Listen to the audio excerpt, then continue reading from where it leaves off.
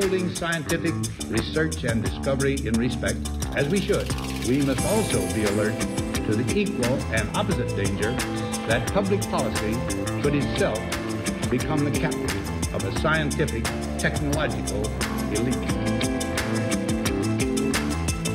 We've signed a climate convention on the importance of economic instruments and free markets. Were included in this mammoth Agenda 21 document and the Rio Declaration. Let me be clear on one fundamental point. The United States fully intends to be the world's preeminent leader in protecting the global environment. Coming up, Technocracy News.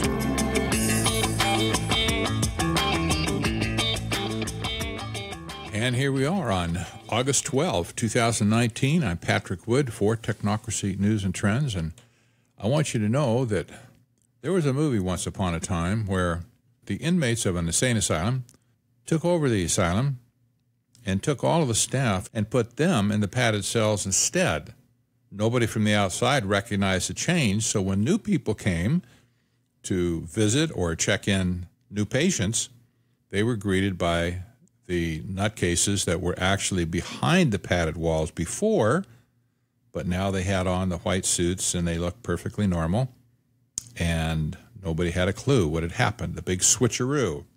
Well, you'll be happy to note, with that in mind, that the University of London, of all places, has stepped up to the plate, and they have taken a big swing at climate change and global warming. They're doing their part, they say, to reduce their carbon footprint and to save the planet from climate change. And here's what they're doing. Here's my headline. University of London bans burgers to help save the planet. So yes, they're doing their part to save the planet by banning burgers. Well, what can you say? This is sort of a tongue-in-cheek thing in one sense, but on the other hand, it's patently tragic, because universities and governments, for that matter, around the world are buying into this idea that carbon is bad and that people should do everything they can to ban carbon. This is carbon shaming. I think this ought to be a new term in our vernacular, carbon shaming, because it's anti-human and it's anti-civilization. We are carbon-based units. You and I are carbon-based units. If it were not for carbon, we would not be alive right now. It is absolutely necessary that we breathe in oxygen to live, and it is absolutely necessary that we breathe out carbon dioxide so that the plants in the world can use that carbon dioxide to convert it back into oxygen through the process of photosynthesis. This is simply the most basic cycle of life that we have on this planet. And to say or insinuate that carbon is the enemy of mankind is just the stupidest thing that people could say. And I hope you're not saying it, but listen, we need carbon. We can't exist without it. Every farmer that's ever had a greenhouse knows that the first thing you do with a greenhouse, that is a commercial greenhouse, is you install a CO2 concentrator to increase the levels of CO2 inside the greenhouse so that you can dramatically increase your production of fruit and vegetables or whatever it is you're growing.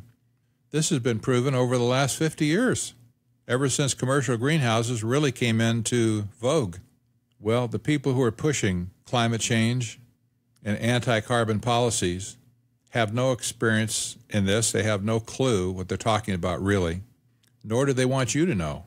But I'm telling you, carbon has been our friend ever since there's been humans on planet Earth. And you take it away, the human race is going to do very poorly. This is not the time to reduce carbon in the world. If anything, if people are hungry, it's time to increase carbon dioxide in the atmosphere. Well, we'll leave that story behind. The next story has to do with Seoul, Korea. They're back in the news again. They are, of course, one of the leaders of smart city technology in the world. They're not only influential in implementing it in their own city, but also they have many companies there that are providing that technology to the rest of the world. And now, Seoul, Korea, South Korea, of course, has decided that cryptocurrency is going to be integral to its transformation into a smart city. You say, well, what's the connection there? Well, I wrote in my latest book, Technocracy, The Hard Road to World Order, just a few years ago, that cryptocurrency is a futuristic tool of sustainable development. And I gave plenty of reasons for stating that. Well, this is coming to pass now right before our eyes, as Seoul has adapted its own private cryptocurrency for its city in order to become more sustainable, more resilient, and smarter, as they say, not smart as opposed to dumb, but smart as opposed to oppressive technology to monitor, manage, and control everything in sight. So this article is very useful to read because it gives you a view into the mind of a technocrat and why they would want to use cryptocurrency as an integral part of smart city life. The article states a local digital currency separate from the national currency is an essential part of the smart city toolbox. Seoul is nearing several significant milestones in its journey toward becoming a blockchain smart city. By November, it aims to have the following in place. Number one, public services accepting Korea's national blockchain ID system as valid documentation. Number two, a blockchain system for managing part-time worker labor contracts, insurance, and work history. And number three, a native citywide cryptocurrency, which they are calling the S-coin. And I'm sure that S stands for Seoul, probably not smart, but the name of their city. According to Block and Press, S-coins will be redeemable for rewards and given to citizens when they use public services and participate in citizenship duties such as paying taxes and participating in public opinion polls. Beyond that, the potential applications of a digital currency such as S-coin are almost limitless as a way of shaping people's behavior and streamlining interactions in the smart cities of the future. This is a must-read article. You can see in here their full intention to modify people's behavior, and they're using the S-coin as a way to do it. Well, undoubtedly, this will spread to other cities in the world, further validating blockchain technology. And it's also important to note that Seoul's implementation of blockchain technology goes far beyond just a cryptocurrency. They're going to use it for all types of identification and contracts and other items of commerce within the city. The blockchain will become an integral part all the way up and down the implementation of smart city technology in Seoul. You can look for other cities, I'm sure, to come up with such a plan on their own, and I wouldn't be surprised to see it happen in America within a few months. The last story is certainly the most serious story that we have today, and it has to do with regionalism. Regionalism in general is a concept that was first applied and perfected, if you will, in Russia, that is the USSR, and regionalism was their primary form of government there, setting up regional governance organizations that controlled everything within that region. And our federal administration today is actively pushing regionalism throughout the country. This has been going on for a long time through the so-called councils of governments that have blanketed our country in the last few years.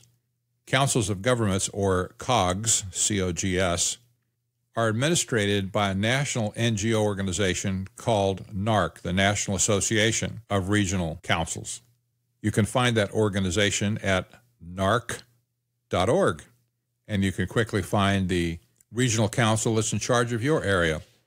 The so-called COGS network has primarily been used to control infrastructure within regions of cities. We've discussed this several times on the pages of Technocracy News and Trends.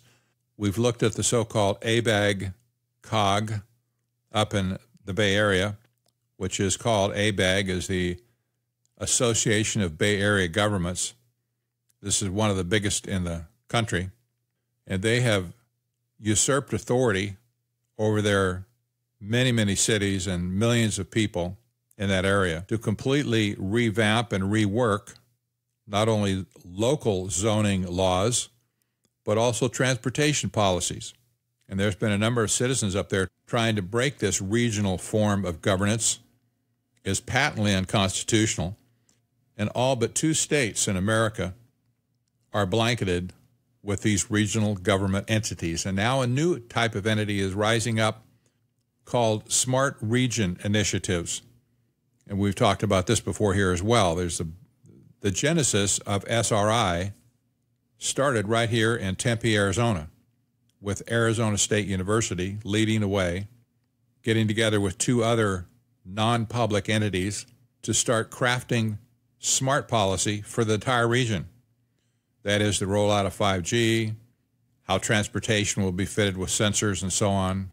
And the resulting non-governmental entity is going to enforce this smart city policy throughout the region.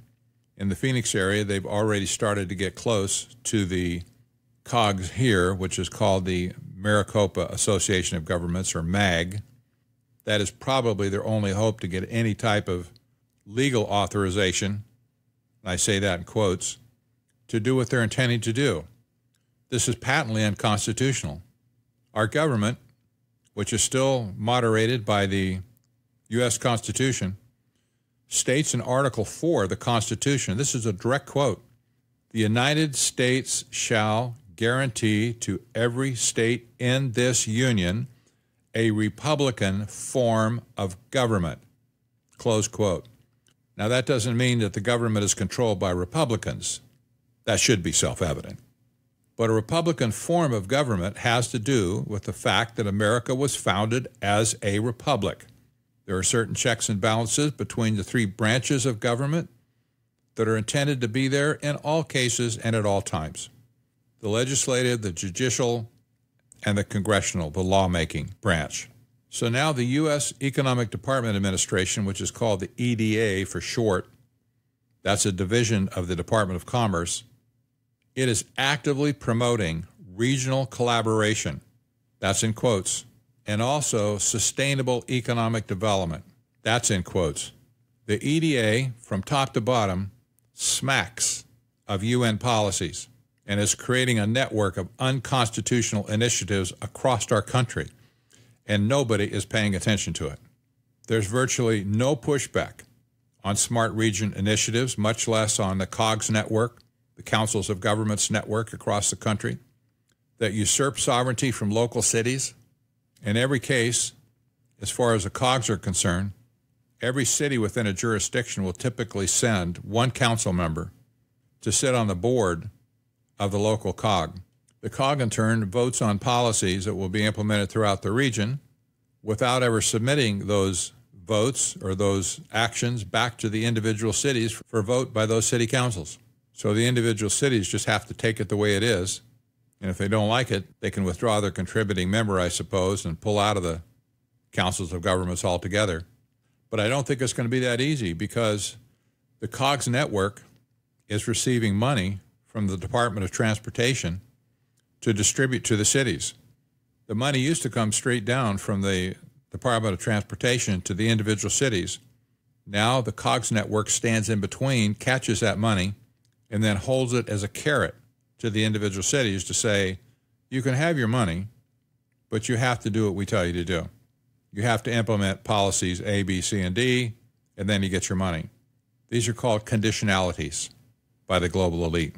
They put conditions on receiving the money, whereas there used to be no conditions. It used to be the city's money. It was just simply a return of taxpayer money that was paid to the government in the first place, and it used to just come back to the cities for their own projects. Well, not anymore. So theoretically, it's possible for a city to pull out of a council of government organization like ABAG or MAG in the Phoenix area. But if they do that, they likely are not going to receive another penny from the federal government for their own infrastructure projects. You see, there's something desperately wrong with this, isn't there? This is not constitutional any way, shape, or form. Regionalism does not represent the people.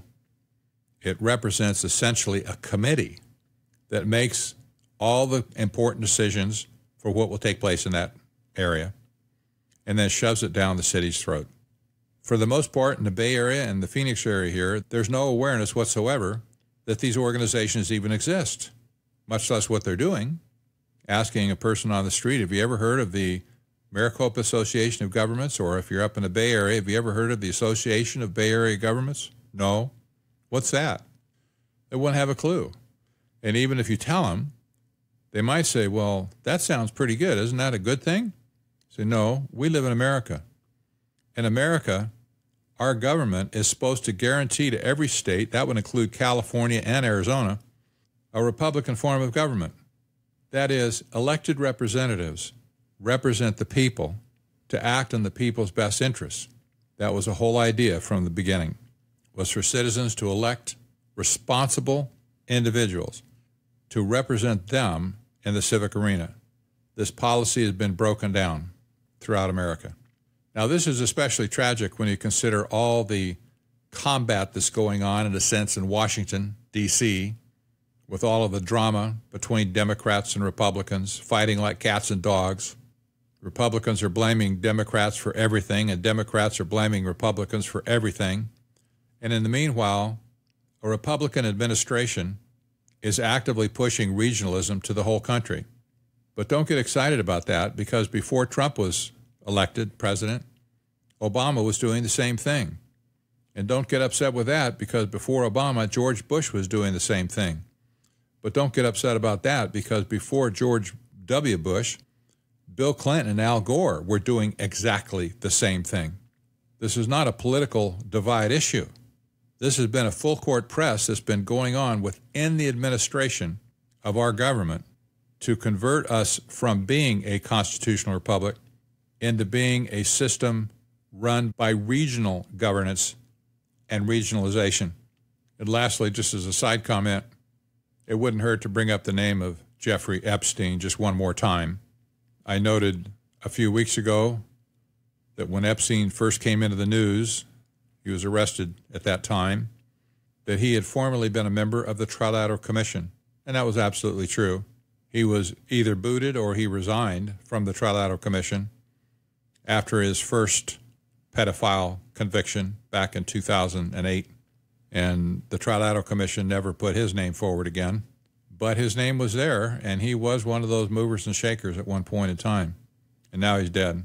Nobody in the country that I can see so far believes that his death was a suicide. Just doesn't add up. One person has already said that the so-called suicide death will bring up a mystery and investigation greater than JFK. And I think they're probably right. Within a month or two, the mainstream media will completely have forgotten about Jeffrey Epstein. You watch. He's in the news right now, but it's going to die down. Life will move on. They'll find other things to write and propagandize over, but it won't be Jeffrey Epstein. In closing, I would like to encourage you to share this podcast with other people that you know.